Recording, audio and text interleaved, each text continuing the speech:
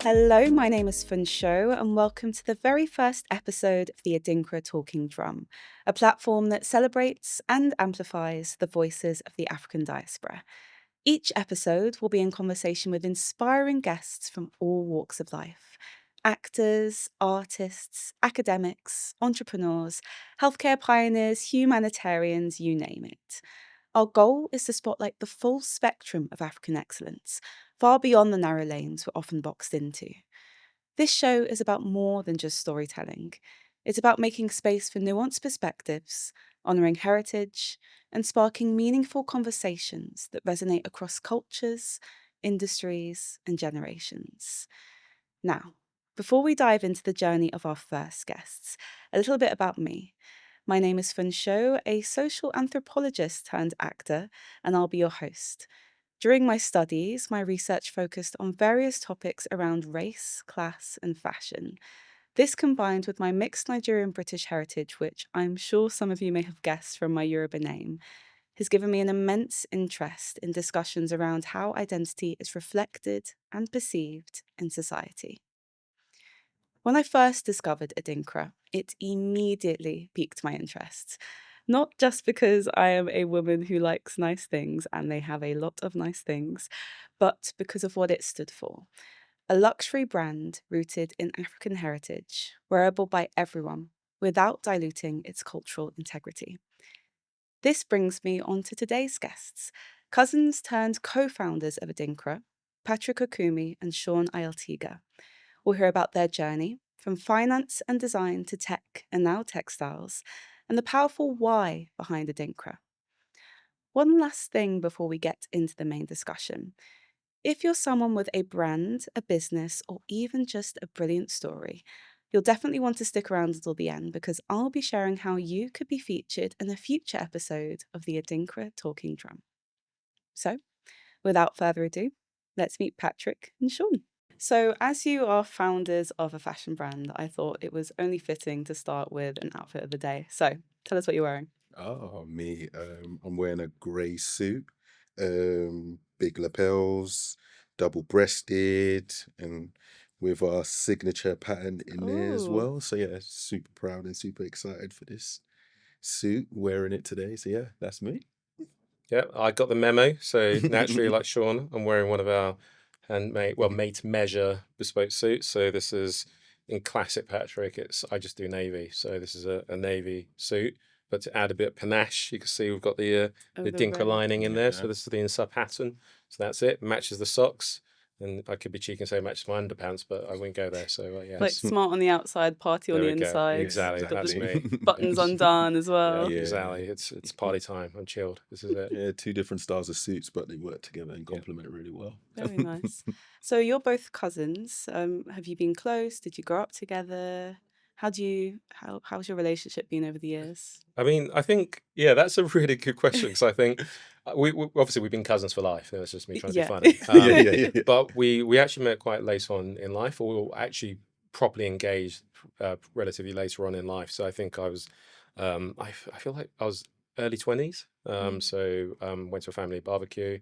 And I was just chatting to someone that transpired to be Sean, and we were just chatting, and that's when I got to really appreciate and understand what Sean was doing. You know, since childhood and professionally, he became a graphic designer. We're just talking, and I was just fascinated with what he was doing. And I think as growing up, I've always been I guess the benefits of being an only child is I was found ways to entertain myself. So I was being quite entrepreneurial and creative, and I really enjoyed chatting to Sean because then, finding out it was a design, I was like, look, there's this idea I'm kicking about. Wouldn't it be interesting if we could explore it? It was a startup, it was in tech, and Sean, it resonated with him, and we connected over that, and that was the start of a venture that we raised some money and ran together.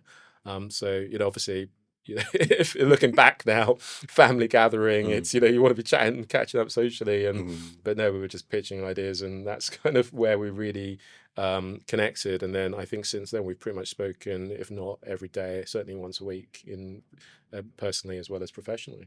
Yeah, exactly. It's actually exciting to think about like how we kind of began this whole journey and just us being just meeting in scenery and just kind of like being around family, and for us to just bounce ideas backwards and forwards and be able to kind of like create something that's just an idea and kind of bring it to sort of life by raising money and kind of pushing with an idea. So yeah, it was so exciting, and there was a chance I wasn't even going to go to that barbecue as well. So it's one thing I always realized, that you got to always go to places because you never know what could happen. And if I didn't go to that barbecue, we probably wouldn't be here.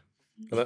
And I think one of the other things, I think what's been really something I really appreciate is that despite us exploring business ventures together, we've always been able to compartmentalize the business from the family component. So, obviously, Sean's godfather's my daughter, and, we've got that family link. We're very close on that side, and also we can be super objective when it comes to business. If things aren't making sense working, Sean's always very, very, very direct and communicates that. So, I think it's a very, very strong relationship. Yeah, and I think you're probably one of the only people that I could be actually direct, and like it just goes off your back, and you're not really sort of like, you never take anything personally. I never I feel take honoured. So you say all that for me, really? All right. yeah, Cool. no, Fair no, enough. no. And Yeah. in the same way as well, like you're very direct with me, and I think it's good because that's allowed us to push things even further than where they are. Because if we just tiptoed, Yeah. we wouldn't be where we are. Yeah, that's true. That's true. No, it's great that you can work with family, because there's a lot of horror stories about people not being able to have that sort of relationship. Yeah.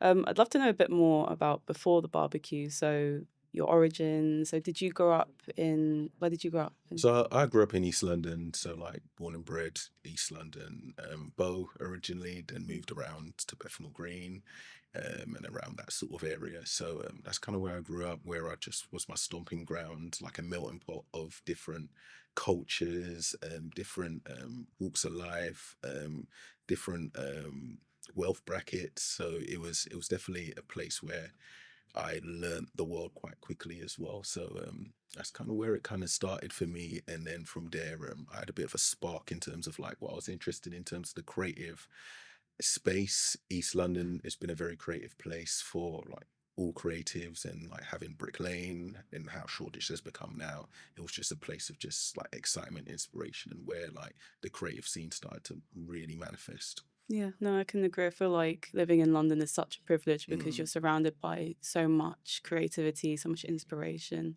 And what about you, Patrick? Yeah, so my origin story is somewhat different to Sean. So despite my accent, I was born in Ghana, and I grew up in Ghana until I was about 5.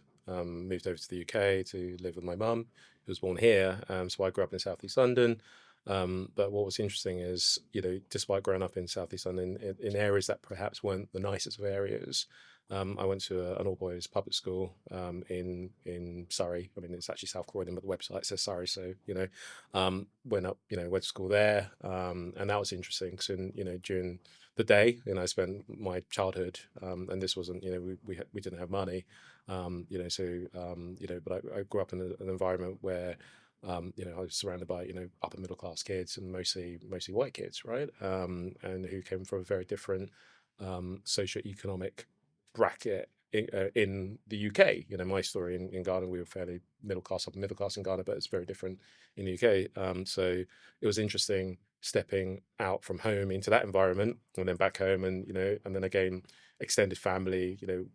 Our family is quite broad, but again across all spectrums of I guess the social eco space. So I guess I was always a very I felt that my identity was always very interesting. And some people would say it was somewhat confused, but I would look at it and say enriched. And then from that childhood, I went up to uni. I was up in Durham, and again that was a similar sort of environment. And did business finance there, and then went into working world in trading. So that was kind of my origin story and backgrounds. And I think through, I guess, to dovetail that into ADINKRA, what makes ADINKRA quite interesting is it is not a linear brand, it's not a linear platform, and it's a reflection of Sean and I coming together, because Sean's background is different. Obviously we are, our origin story is Ghana, but as we've articulated, we have very different experiences. growing up in London. We grew up in London, but we had very different experiences. We're related, but different experiences. So, but essentially what we're trying to communicate is that, these different things can come together and create something interesting and new and original. And that's kind of, I guess, as this conversation evolves, it will sort of make sense when you tie it into the ADINKRA mission, the ADINKRA brand, and the ADINKRA ethos. Well, yeah, you've touched on ADINKRA. I think that's a good segue to go into a bit more of the industry. And I really wanted to know, how did you go from, 'cause you talked about your tech startup that you had before. How did you go from finance and design to tech to now ADINKRA textiles? Yeah. Should I take that, Sean? Yeah. Yeah. So yeah, I think going back to my over imaginative, being a single child's background, a million ideas in one bounce in my head every day.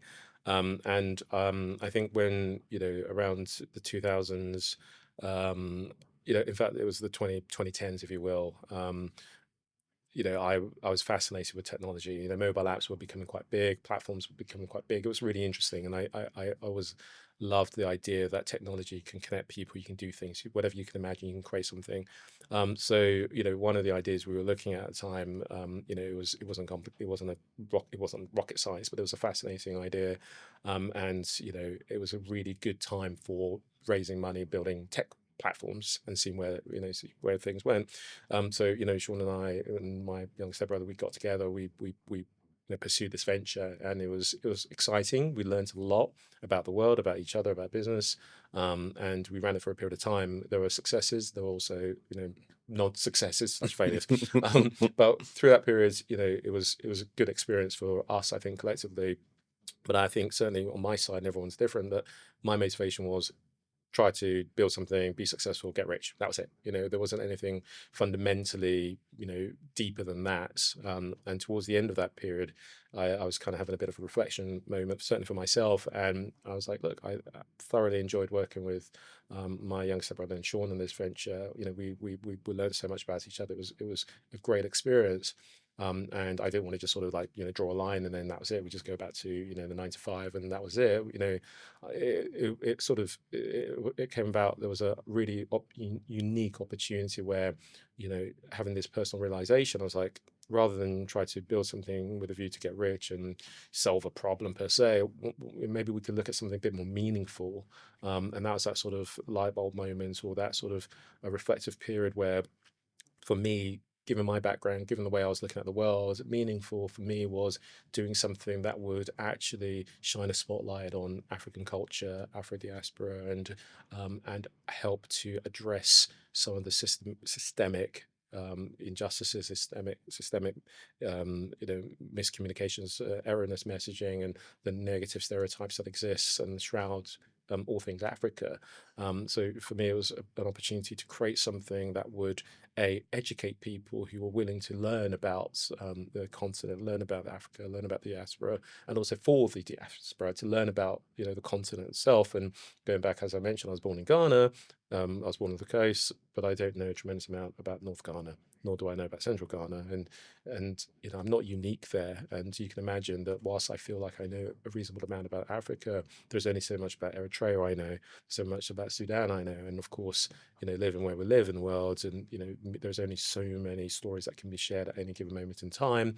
We consume messaging and stories about the continent in often a skewed, biased way, meaning that some of the stories or some of the narratives we consume tend to have a bit of an agenda, and often in the West it's rarely a positive agenda. So for me, I was super motivated, supercharged to try to find like-minded people, and of course the immediate people I went to was certainly Sean, to try to create something that would elegantly create a platform to showcase positive Afrocentric narratives, a platform to learn about the continent and its 54 countries, a platform to educate people, to make people feel pride, people feel empowered, people feel excited to learn more about the continent, whether or not they're from the diaspora or not diaspora. And that was really the genesis of ADINKRA.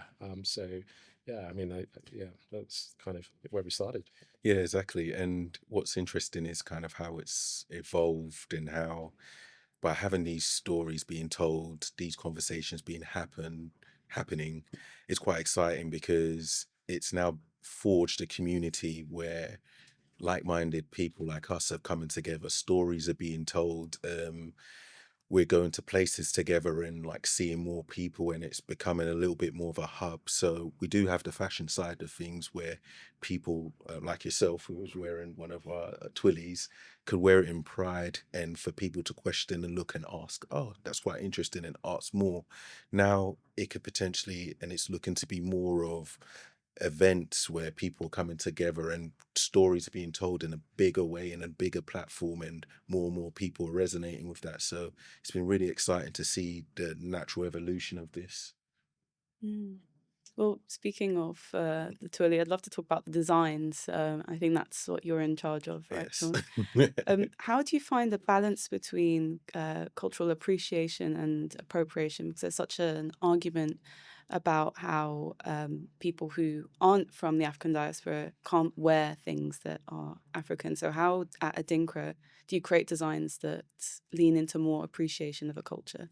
It's so difficult with that one because you've got the opinions of the people in the culture as well as the opinions of people outside of the culture, and there is a preconception of what being African or appropriation is, or what to wear and how to wear it. And that isn't the case. Everybody has their own sort of way of wearing, and wearing it in pride, their culture, and also wearing other people's clothing or styles or stories in a elegant way. So for us, it was kind of looking at where we've grown up, the spaces and the cultures we've sort of seen, and seeing how not only our culture wearing it, but how other people perceive it, and try and find a clash or uh, a connection or like a mix and a mold to be able to kind of bring out the positive stereotypes for both sides of opinions, and really bring out pieces which are elegant, which are not just Eurocentric, but at the same time Afrocentric, and really sort of showing that not everybody is wearing like the big, bold colors, for example, which you can wear as well. But there are conservative pieces as well. So it's kind of really opening the eyes of that to more people in our culture as well as people outside the culture. So it was trying to get that middle ground of having that elegance, having the stories being told, but not in a stereotypical way. Yeah, and to add to that, I've got an anecdote that I really wanted to share. And as mentioned, I always feel like I'm of two cultures, per se. A professionally as well as obviously from my backgrounds, and in when I wear the finance hats, we've as a brand we've had phenomenal support from. I'd say 50% of our client base are African diaspora, and I'd say the balance of 50% are non-Africans, and that's us positioning it perfectly because we want to be accessible to all, and that's the key to Adinkra. And one of these sort of, I remember there was a story, an experience I had where a colleague of mine, who had purchased, absolutely loves the socks. He is ethnically, his background is white, he's English, absolutely loves the socks. And, whenever the new socks coming out, he's loving it. He's always like, look, I need to buy more, bulk buys them. He loves the patterns. He loves the fact that each one has a meaning and the designs are unique. And he's just showing off his latest collection and to a colleague, and he was like, look, have a look at this colleague. And to his colleague, he was like, have a look at this socks. And, this is Adinkra, they create African pieces. And this colleague who's, she's South African background, she is white South African, she looked at it and she went, that's not African. And, I think that's the sort of one of those moments where we double down why we're doing what we're doing, because we live in a world where, it almost seems to be a uh, prescribed sort of idea or aesthetic that is permissible if something is or permissible rather if something is African design. It has to look a certain way, meaning that unless it's that sort of the abstracts patterns, so it's the Adinkra prints or it's the kente cloth, it's the Ankara fabric tipping, it's sorry, not tipping, Ankara fabrics. If it isn't those sort of super vibrant colors, that if you Google African socks, that you will see it's not African at all. And it's almost it's a shackle on the cultural identity or cultural design, cultural flair. Because if you sort of look at, to make a go off a bit of a tangent, if you look at the cars, if you look at cars from different parts of the world, American cars, if I said American car, you probably think muscle car, you think big engines, big, strong, very powerful cars. If you think about Italian cars, there's a certain, flair about the cars, are more curvaceous, they've got, a certain aesthetic. But it's because certain cultures have been encouraged or permitted to just explore and create designs that are fusion of different elements and aesthetics. Whereas for it to be African design, there's a certain permissible sort of design that is allowed. And what we do and what Sean is fantastic at doing is, what we do is we're a fusion. At our core, our patterns, our colorways, our designs that originate from the continent, the 54 countries, each with their own aesthetics, each with their own histories, each with their own, everything's different. We take those, we pay homage to all these different components, and we enrich them with experiences or influences from Sean's, time in East London, all his different friends, his experiences from my time, having, worked and lived out in Iceland, for example. We bring all this together and we create something new and unique. And we basically present it to the audience, the saying that this is the core, this is the Afrocentric core, but we're creating something new, because what we are not as diaspora or as the continent is monolithic, which is kind of the narrative that is permissible, in the West, and certainly in some parts of the continent as well. So it's a shame, and for us, we're bold about things. If you look at the twilly that you're wearing, it's staring in your face. The pattern is there. You've got the impatapo symbol, which is the knot of reconciliation, but it's presented in the colorway that is, it's just, people just don't necessarily think of with African colors. But what's unique about it is it's vibrant, and that's what people associate with Africa. So we basically work hard, we engineer our patterns to create unique pieces that are truly inclusive. If you wear it, if you wear a Dinkra, it's because you understand what it's about, you're curious, and you want to wear something different, but you're also wearing clothing with meaning. And that's everything we do with our aesthetic. Everything has a meaning. We're positioning it so elegantly.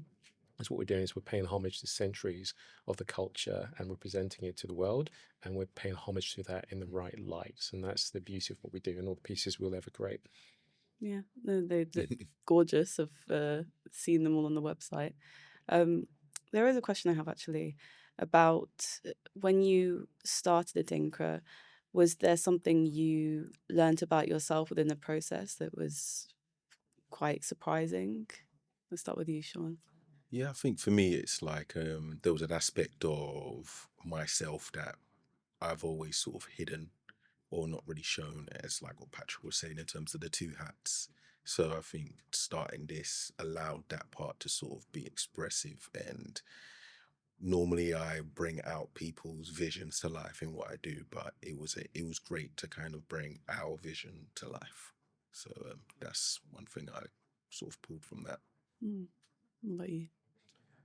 Oh, that's a really good question. I think certainly, for me, I think I grossly underestimated how humbling, empowering, and rewarding this process would be, and how at ease and how enjoyable it is. Because I think my motivation was, I held up my hand and realized I had to admit that I don't know as much as I want to know about the African continent, and you don't know what you don't know. So embarking upon ADINKRA, and for me, whenever we talk to people, I would say it's certainly our life missions, because it's something that the job isn't done when you make 10 pieces, because it's not. Whilst we create clothing, it's not a fashion brand. It is a platform, and the fashion piece is one component of it. The broader component is the cultural movement, and that's ever evolving. It's so for me, I think I grossly underestimated how big this mission is, and I've been humbled by the generosity of the people we've interacted with, and yeah, it's daunting, because every now and again we receive a message from someone who's just like, I've been watching you for years and I'm so proud of what you're doing. And you're like, well, okay. And that's quite a big responsibility to keep on at it, right? It's not always I think in the day of social media, people sort of see things and immediately think, oh, that's successful or not, but there's a lot that goes on behind the scenes. So we are shouldering quite a lot, right? Yeah. It's a big, And trying to do it the right way as well, Yeah. which is obviously so difficult at the same time, and making sure that we're authentic to the diaspora. Yeah, no, for sure. I feel like there's a certain vulnerability you have to have when your business encompasses a, a wider community, and the aim isn't just making money, it's cultivating community, it's promoting things that are a strong moral and value. Going off of that, have you had any complications with the business so far, in terms of anything that's cropped up that you've solved, but that's been surprising for you? There's something that I think you might remember, Sean, was Yeah. when we launched, and it was what it was. We launched around COVID, so we were like, okay, cool, we're going to launch this brand. We're going to launch with a handmade silk tie, and we're going to do this during lockdown. That's a really tricky time to coordinate finding a manufacturer, coordinate, shooting a launch video. So, there are photos of us and, which we'll obviously release, but, as things started to open up again, we were going to the workshops in Tunbridge Wells, wearing face masks and coordinate all this stuff. And I think that was probably a very tricky time to launch. And I think, given if you can do something in that sort of environment, you could do anything. And, obviously as a business, we are international. We're working with suppliers all over the world. You've got language issues, you've got cultural issues, supply chain issues, and timing issues. So I think we've and Sean and I, this isn't our background. Sean obviously is a designer, is a graphic designer, but we're not classically trained in fashion. So overcoming that hurdle, and I think testament to the client base that we've cultivated and the piece that we're creating, we've been able to, and I guess the passion and it's coming through because we're creating pieces that people love. So I think that was probably the biggest challenge I saw us having, and it's transpired that that's not the biggest challenge. It's the logistics and that's probably the biggest thing. But we're it's all part of the fun. Yeah, I think the production, like what you're saying, step by step understanding like the art form of creating a silk tie, the art form of creating twillies, the art form of getting the silk, understanding the process that has to go from beginning to end, not thinking that you could just get it like that. So I think it was something that we needed to have a baptism of education on that, which allowed us to do quality pieces without cutting corners. Yeah, because I think when you are creating quality, you have to think about all the little things. You can't just cut corners, like you said. And that's something we could never do because we're, as I said, we're paying homage to centuries of culture. We've got to operate at a super high level because, again, there is such a cloud over African design, African culture, export-wise, that it's so we have to operate at a level that's at the very highest to raise that bar, from packaging, from design, everything, because it's so quick and easy to just fulfill that stereotype of inferiority, which is not what we are. That's the key, is to raise the bar. Yeah, no, for sure. And speaking of packaging, what inspired the brand colors? Ooh, I love this one. So, for us, our colors are blue and gold, right? So, the blue, we see it as African royal blue, the Gold Coast of Ghana, that's gold deposits, and that's those are our principal colors. So everything we do is intentional with meaning. So that's it. And everything else is just, we play to our brand Bible is the essence of Africa. It's that vibrancy, and everything we do is all about that. Yeah, the Pantones are picked from like pictures shot in Africa, Ghana, for example, as well, and just trying to get that vibrance of what nature really is and kind of pull that into that experience. So when you open the packaging, you feel like you're there effectively. It's more of an experience. Yeah. You've got like a note in there when you open it up. You've got, no, it's really, really beautiful packaging. Exactly. Thank you. And it's that experience, right? We want people to feel the efforts that goes into everything we do, and for people to wear, our pieces with such pride, and when you're wearing, when right? So everything has to be on point. And speaking of people wearing a thing, there's a section called Friends of ADINKRA on your page. Could you tell us a bit more about that? Yeah, shall I say that? Yeah, you could take that. Yeah. So, as Sean mentioned, ADINKRA, obviously one part of it is the fashion piece, but it's about the community, it's about the platform, and that's something that we've been very proud to cultivate. So we have a Friends of ADINKRA initiative, and these are individuals, notable individuals from the diaspora. Because as I said before, the African diaspora is not monolithic. We don't all look the same. We all don't sound the same, and I think you don't need to sort of go too far into the diaspora journey to understand that typically if you're a diaspora, you grew up in a household where you'd be a doctor, a lawyer, or something, and there are these sort of very rigid vocations that one is expected to embark upon. And what we do with the Friends of ADINKRA is we showcase the diaspora to show that the African diaspora we don't all look the same, we don't all do the same things. So you'll notice that we have a community of notable individuals ranging from famous historians. I mean, one of our friends is David Ayeltigah, to Premier League footballers, to actors, to educators, to philanthropists. So it's a really broad spectrum, and it really is, again, to remind the diaspora that there are so many different people who may not be dark skinned and with African accents. You could look ethnically Japanese, but actually you could have an eighth linked to. So that we are, the diaspora is rich, and people are not monolithic. We all are nomadic. So for the diaspora, it's a great opportunity to just as a reminder of that, and for the non-diaspora, again, it's an opportunity to learn more about some of the individuals who we may see on screen or we've seen in papers, and understand their journey, who they are. So when we welcome someone as a friend, we have a conversation, we agree to support each other, and obviously they come onto the talking drum just to share their background, their journey, what they're up to, and it's just a conversation to organically allow people to learn more and about the African continent, diaspora, away from that sort of conversation that typically is, it's not that far removed, which is the super dark times of African history. It's the transatlantic slave trade, poverty, all the negatives, but to actually focus and be constructive and proactive and positive about everything else that's amazing that the culture has exported, and is nurturing homegrown as well. So it's super exciting initiative, and Sean and I look forward to growing that. Yeah, like how those stories could be amplified is so exciting.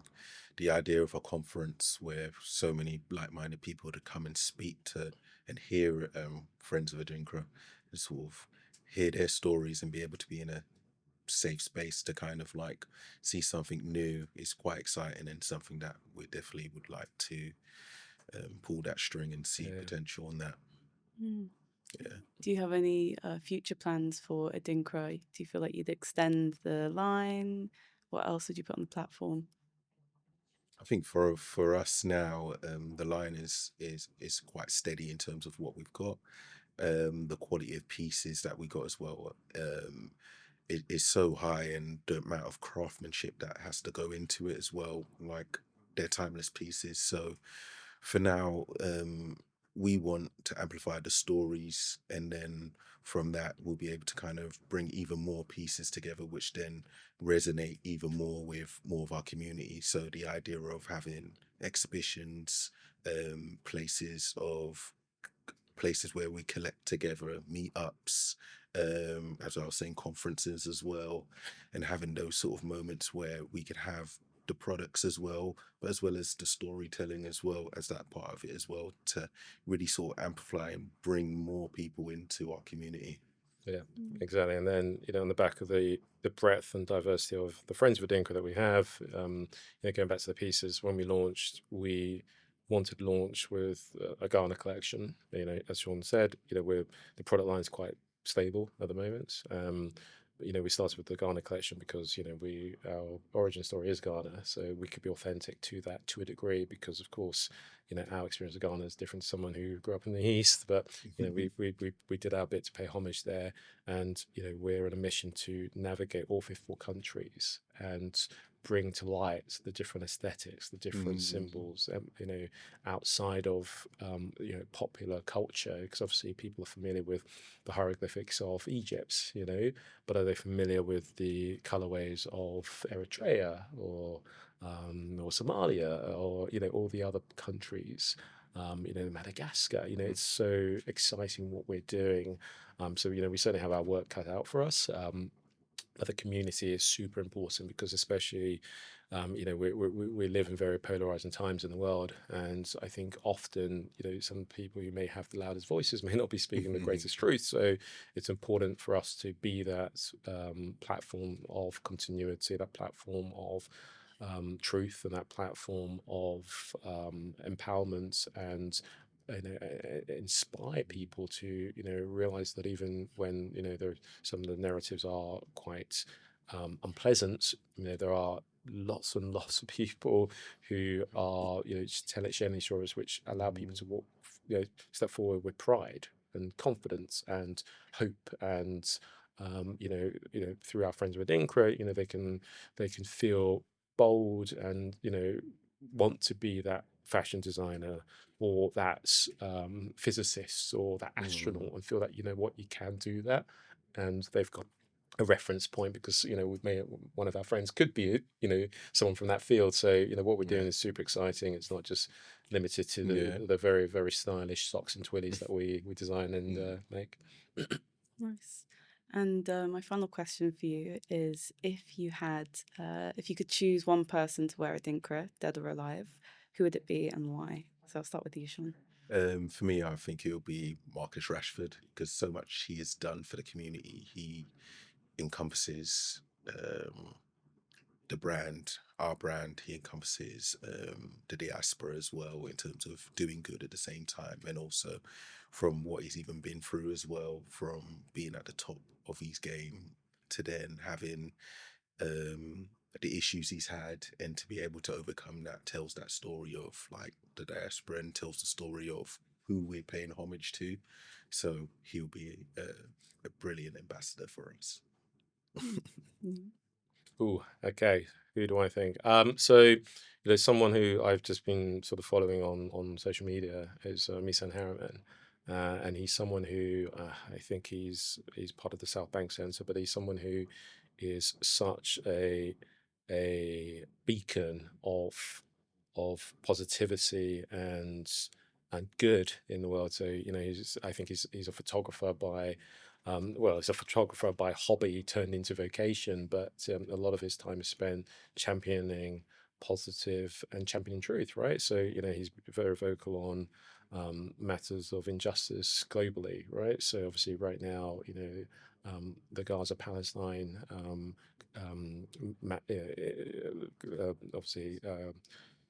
conflicts is something that it's very polarizing in the UK and in the world, and he's investing a lot of time educating people about what's going on there. He's very, very passionate about women's rights. He's very passionate about so many different things, and he is an individual who comes from African heritage as well. So I think someone like him embodies that. Considering his background, he's not just focused on matters that benefit people of African origin. He cares about everyone, and that's literally what we care about. So he's somebody who we've got a fantastic amount of I have a fantastic amount of admiration for, and would love to have as a friend of ADINKRA for sure. Yeah, well, I think you've both chosen people that are alive, so it's very possible we can get them to Yeah, wear yes. some ADINKRA. So Yeah, I there hope we we go. can revisit this episode. Yeah, I'm sure that'd be great. And yeah, so thank you very much for talking with me today. It's been really interesting to hear about ADINKRA and the journey that you've been on, and also I'm very excited to see what you've got next, especially with the talking drum. And I'm sure you are too. So Thank you so much. Really appreciate that. Yeah, it's been great fun, Chad. So thanks So for much having fun. us. Yeah.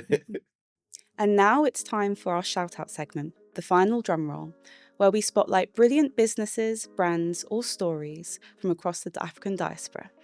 Whether you're a founder, a creative, a storyteller, or someone doing something meaningful in your community, we want to hear from you. If you'd like to be featured in a future episode of the ADINKRA Talking Drum, all you need to do is send us a short pitch, just a few sentences about who you are and what you do, via Instagram DM at ADINKRA London, or by emailing us, both of which will be in the show notes. You don't have to be well known, just passionate about your purpose.